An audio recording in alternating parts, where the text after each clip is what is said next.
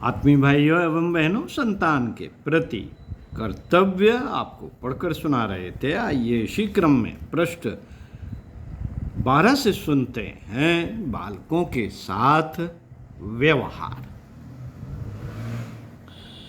बालकों के चरित्र निर्माण के विषय में एक खास बात यह है कि हम उसे सदैव निष्क्रिय और पराश्रित बनाए रखने का प्रयत्न न करें।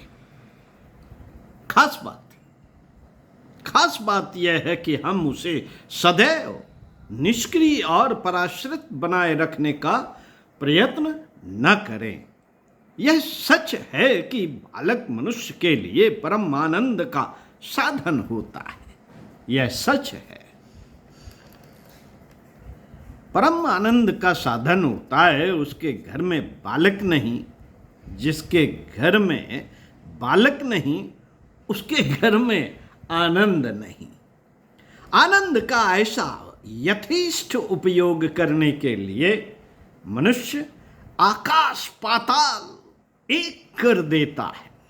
हमारे समाज में भी बांझपन, अपशकुन और अभाग्य का कारण माना जाता है। बांझपन का कलंक टालने के लिए स्त्री पुरुष अपने वश भर कोई बात उठा नहीं रखते।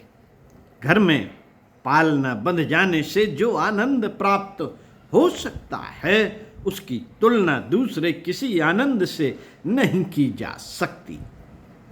यह आनंद देह और देही दोनों का है। इस परम आनंद ने ही संसार की सततता को बनाए रखा है और मनुष्य की शुभ वृत्तियों को हमेशा ऊपर चढ़ाया है, ऊर्ध्वगामी बनाया है। यह मनुष्य के आनंद का जनक है। मित्रों, जब ऐसे आध्यात्मिक आनंद देने वाला कोई पात्र परिवार में जन्म लेता है तो वह न केवल अपने माता पिता के बल्कि सब किसी के आनंद का साधन बन जाता है। सब किसी के आनंद का साधन बन जाता है। उसे देखकर सब आनंद मग्न हो जाते हैं। उसे गोद में लेकर सब कोई तृप्ति का अनुभव करते हैं। उसके कारण सारा परिवार आनंद से परिप्लावित रहता है। बालक के आनंद में माता पिता का सच्चा आनंद समाया हुआ है।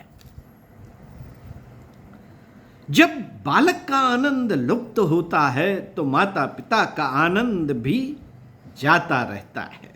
बालक समूचे कुटुंब के आनंद का केंद्र बन जाता है।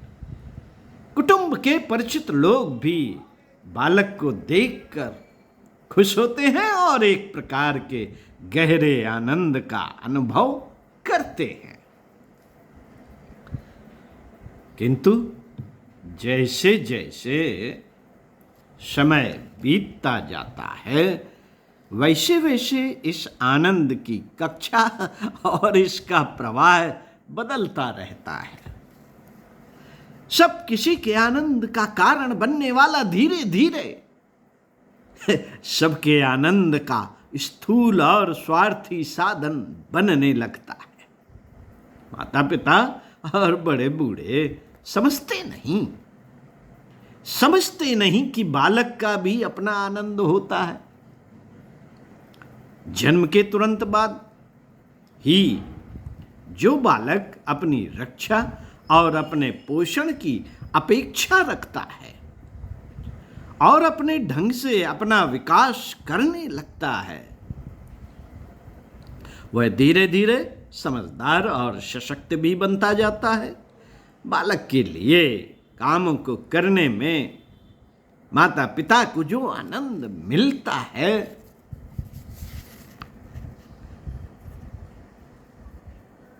अथवा घर के बड़े बूढ़ों द्वारा जो काम या आयोजन बच्चों का पोषण करने की दृष्टि से किए जाते हैं उनसे उन्हें हमेशा आनंद मिलता ही है। यह सोचना ठीक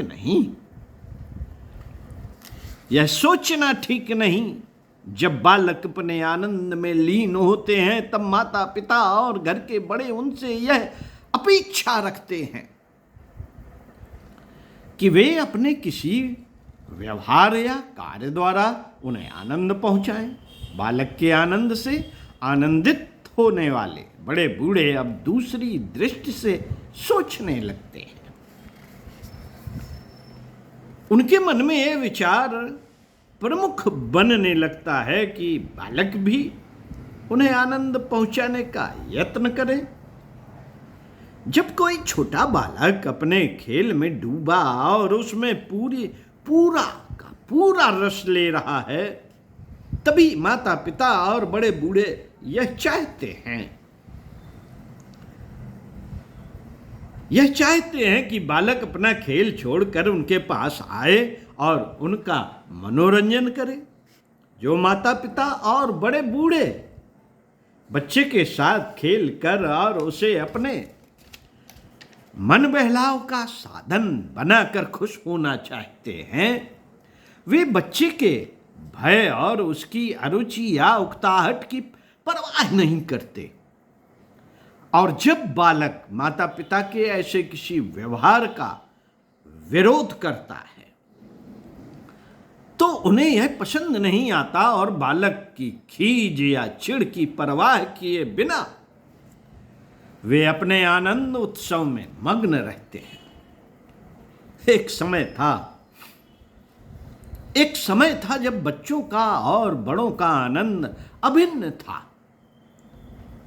होता है। एक समय ऐसा भी आता है जब कभी तो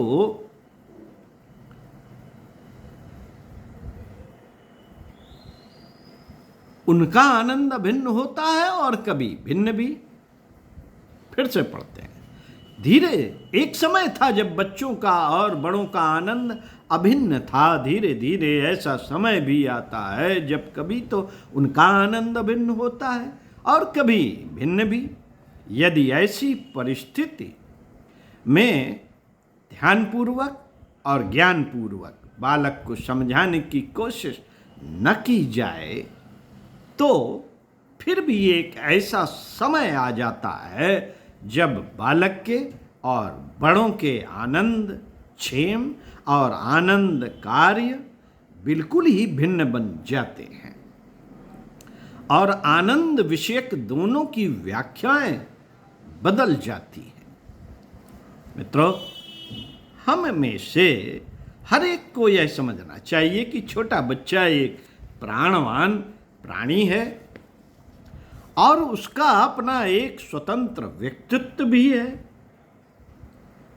ज्यों-ज्यों व्यक्तित्व का विकास होता जाता है त्यों-त्यों वह अपनी प्रतिभा अनेक प्रकार से प्रकट करता जाता है। ऐसे बालक को उच्च कोटि का आनंद रुचता है और ऐसे आनंद की प्राप्ति के लिए वह उच्च कोटि के कार्य पसंद करता है।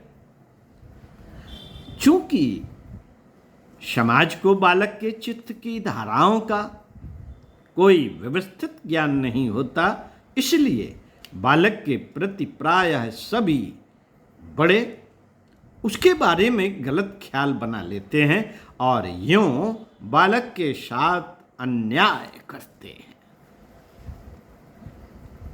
जिस तरह बड़ी उम्र के लोगों को आनंद रुचता है और अपनी रुचि का आनंददायी काम अच्छा लगता है, उसी प्रकार बालक भी आनंद प्रिय है और उसे भी रुचिकर व आनंद प्रेरित काम अच्छे लगते हैं। चूंकि हम इस सच्चाई की तरफ ध्यान नहीं देते, इसलिए अक्सर बच्चों के आनंद विनोद में और उनकी रुचि के कामों में बड़ेपन के बल पर बाधा डाला करते हैं। जब बालक कुछ करना धरना चाहता है तो हम उसके उत्साह पर ठंडा पानी डाल देते हैं। इस प्रकार बड़े बूढ़े बालकों को रुचिकर लगने वाले हर तरह के आनंददायक कार्यों का जाने अनजाने विरोध करने लगते हैं। कौन? बालक, बड़े बूढ़ों का। बालक समझ नहीं पाते कि क्यों घर के बड़े बूढ़े उनके आनंद में बाधक बनते हैं। फलतः वे अपनी शक्ति के अनुसार अपना विरोध प्रदर्शित करते रहते हैं। दुर्भाग्यवश घर के बड़े इस विरोध का उल्टा अर्थ लेते हैं और अपने ढंग से जीने की कोशिश करने वाले को शरारती और जिद्दी समझकर उसके साथ दूसरी तरह का व्यवहार करने लगते हैं। मित्रों,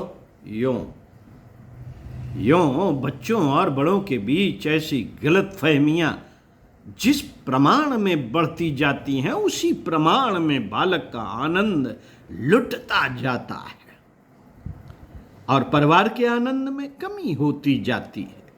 फलतः माता पिता को, समूचे परिवार को आनंद प्रदान करने वाला बालक अप्रिय लगने लगता है और सबका आपसी आनंद दुख और कलह में बदल जाता है। यह सब इसलिए होता है, यह सब इसलिए होता है कि माँ बाप और घर के बड़े बूढ़ों को बालक के बारे में सही ज्ञान नहीं होता।